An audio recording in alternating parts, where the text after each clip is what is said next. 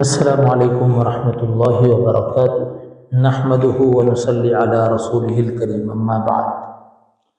محترم ناظرین و سامعین، ہندوستان کی عظیم یونیورسٹی جس نے ہندوستان کے مسلمان اور ہمارے غیر مسلم بھائیوں کے لیے انگریزوں کے دور کے بعد ایک عظیم انقلاب پیدا کیا، جس میں بہت سے مسلمان اور ہمارے برادران وطن تعلیم حاصل کرتے ہوئے انہوں نے ہمارے عظیم ہندوستان کا نام ساری دنیا میں روشن کیا۔ وہ کیا اسباب تھے، وہ کیا خوبیاں تھیں جو سر سید احمد خان صاحب کو اس بات پر آمادہ کی کہ وہ ایک تعلیمی نہج کو ہندوستان میں اپنائے، اور جو ہندوستان کے مسلمانوں میں انگریزوں کی وجہ سے جو ایک سراسمگی پیدا ہو گئی تھی اور جو ایک ہچکچاہٹ سی تھی کہ آخر ترقی کا کیا ہوگا، تو اس جانب سر سید احمد خان صاحب نے پیش رفت کی اور ایک عظیم یونیورسٹی کی بنیاد رکھی۔ اس کے پیچھے کیا اسباب تھے، ہم اس کو جاننا چاہیں گے۔ اس سلسلے میں ان کی والدہ محترمہ کا کیا کردار تھا، اس سمت ہم معلومات حاصل کرنا چاہیں گے کہ ایک والدہ کا کردار بچے کے لیے کتنا اہم ہوتا ہے اور کتنا ضروری ہوتا ہے، اور وہ کیا خوبیاں تھیں ان کی والدہ محترمہ میں کہ انہوں نے اپنے سپوت کو ایک لال اور گوہر بنا دیا۔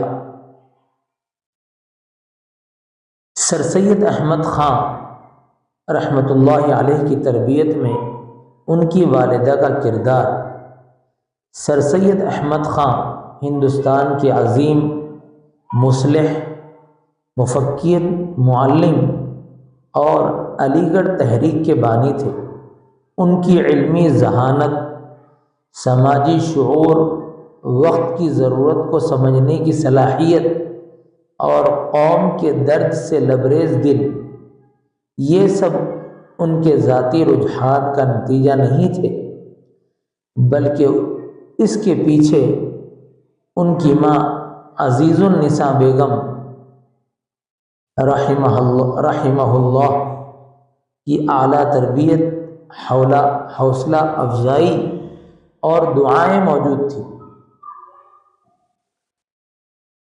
وہ کتنے اسباب ہیں میں آپ کے سامنے بیان رکھوں گا۔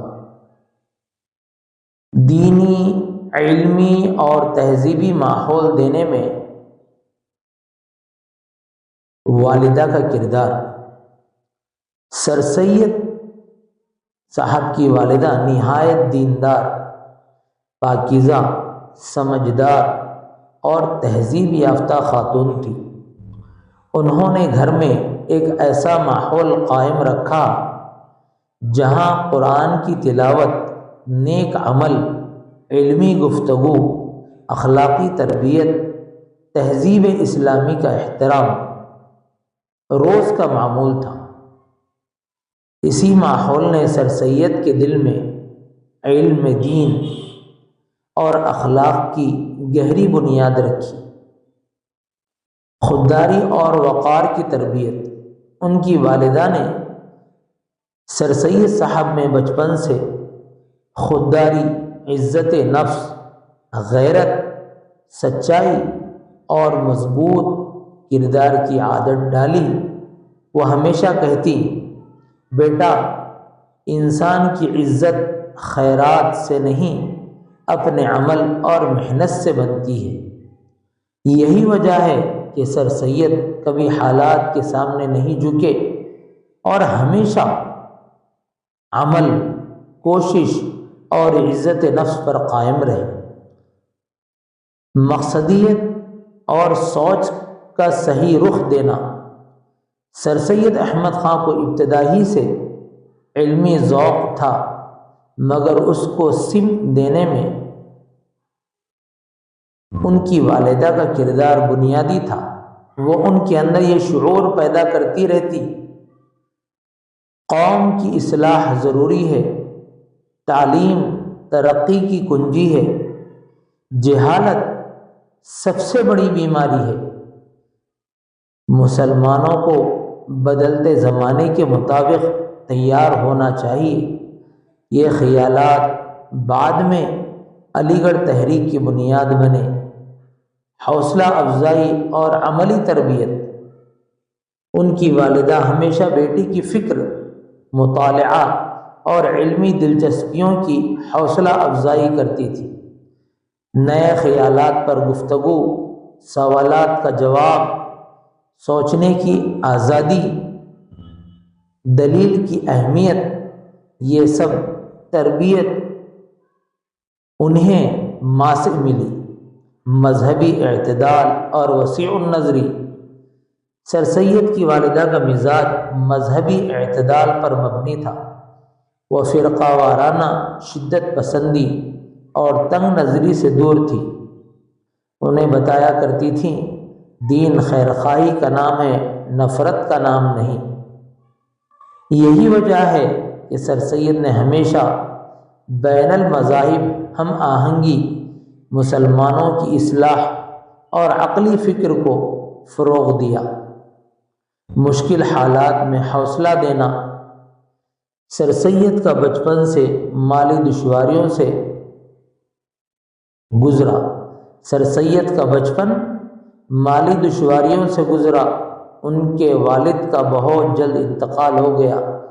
اس وقت والدہ ہی نے پورے وقار، صبر اور ہمت کے ساتھ گھر سنبھالا اور اپنے بیٹوں کی تعلیم میں کوئی کمی نہیں آنے دی۔ ان کی استقامت نے سر سید میں بھی مضبوط حوصلہ پیدا کیا۔ ان کی استقامت نے سر سید میں بھی مضبوط حوصلہ پیدا کیا۔